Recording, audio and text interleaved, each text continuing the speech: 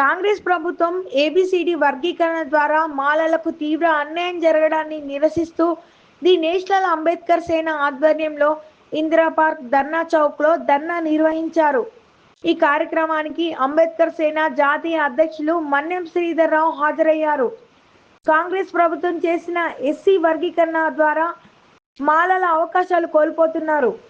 వర్గీకరణ అమలు కంటే ముందుగా విడుదలైన నోటిఫికేషన్లకు వర్గీకరణ ఎలా అమలు చేస్తారని ప్రశ్నించిన మాలా సంఘాల నాయకులు చేవేళ్ల డిక్లరేషన్ ప్రకారం దళితులకు 18% రిజర్వేషన్ పెంచాలని డిమాండ్ చేశారు. ఎస్సీ ఉపవర్గీకరణ చట్టం 2025 అనుసారంగా షెడ్యూల్ కులాల అభివృద్ధి శాఖ ద్వారా జారీ చేయబడిన జీవో ఎంఎస్ నంబర్ 1099 సవరణ చేసి గ్రూప్ 3లోని మాల అనుబంధ కులాల రోస్టర్ పాయింట్ను సీరియస్ ప్రకారం 22 నుండి 16కు మార్చాలి. ప్రభుత్వం తన వైఖరిని మార్చుకోకపోతే అసెంబ్లీని ముట్టడిస్తామని హెచ్చరించిన మన్నెం శ్రీధర్. జై భీమ్.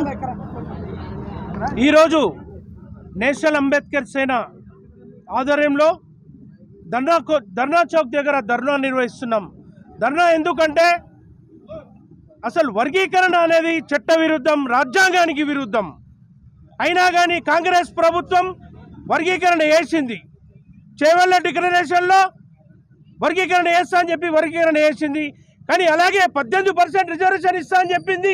ఇంతవరకు రిజర్వేషన్ పెంచలేదు. మేము ఇంతకుముందుకే చెప్పాం, మీరు రిజర్వేషన్ శాతం పెంచి వర్గీకరణ చేయమని చెప్పాం.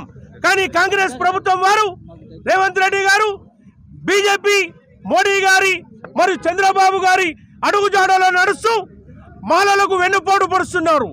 మాలల వెన్నుపోటుదారులైన చంద్రబాబు నాయుడు శిష్యుడే ఈ రేవంత్ రెడ్డి గారు.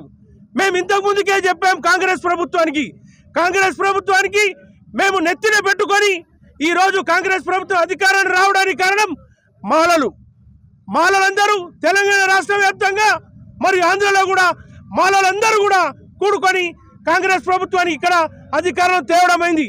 కానీ రేవంత్ రెడ్డి గారు, మీరు మాదిగలు, మందకృష్ణ మాదిగ మీకు చెప్పాడు, బహిరంగంగా ప్రకటన కూడా చేశారు, కాంగ్రెస్ పార్టీకి ఓటేయద్దు, బీజేపీకే ఓటేయండి అని చెప్పి. కానీ మీకు చెవికి ఎక్కలేదు ఆ విషయం.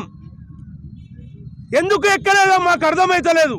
కాంగ్రెస్ ప్రభుత్వానికి మాలలంతా గెలిపిస్తే మీరు మాలలకు వెన్నుపోటు పరిచారు, అలాగే వర్గీకరణ కూడా చేశారు. మేము ఇప్పటికీ మీకు విన్నవించేది ఏందనగా, మీరు రిజర్వేషన్ శాతం పెంచండి, పెంచిన శాతం మాలలకు, మాల ఉపకులాలకు ఇవ్వండి. అలాగే మీరు మొన్న రోస్టర్ పాయింట్ వల్ల శాతవాహన యూనివర్సిటీలో కానీ, మెడికల్ డెంటల్లో కానీ, మొన్న ఇంజనీరింగ్ కాలేజీలో కానీ, మరి ఓయూ క్యాంపస్లో కానీ, పిహెచ్డీలో కూడా, మరియు మా విద్య కానీ ఉపాధి పరంగా కూడా మా వాళ్ళకి రిజర్వేషన్ శాతం పోయింది. మీరు 5% రిజర్వేషన్ శాతం చేశారు. మీకు ఆ హక్కు ఎక్కడిది? అసలు ఇది రిజర్వేషన్ చేయాలంటే మన రాజ్యాంగబద్ధంగా పార్లమెంట్ చేయాలి. కానీ మీకు హక్కు లేదు. మీరు మాలలను కావాలని చంద్రబాబు గారి సూచనల మేరకే మాలను అణగదొక్కుతున్నారు. మీరు ఇప్పుడు అసెంబ్లీ శీతాకాల సమావేశాల్లో అంత లోపల మీరు స్పష్టమైన హామీ ఇవ్వకుంటే మాత్రం మేము అసెంబ్లీ ముట్టడి కార్యక్రమం, అన్ని కుల సంఘాలతో అసెంబ్లీ ముట్టడి కార్యక్రమం చేస్తాం. జై భీమ్, జై మాలా.